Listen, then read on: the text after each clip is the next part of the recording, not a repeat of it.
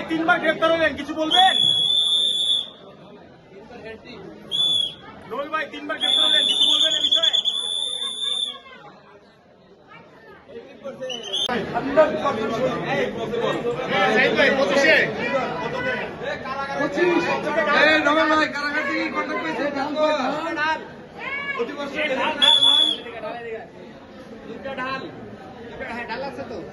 ঢাল আর দুটো ইস্যু করছিল।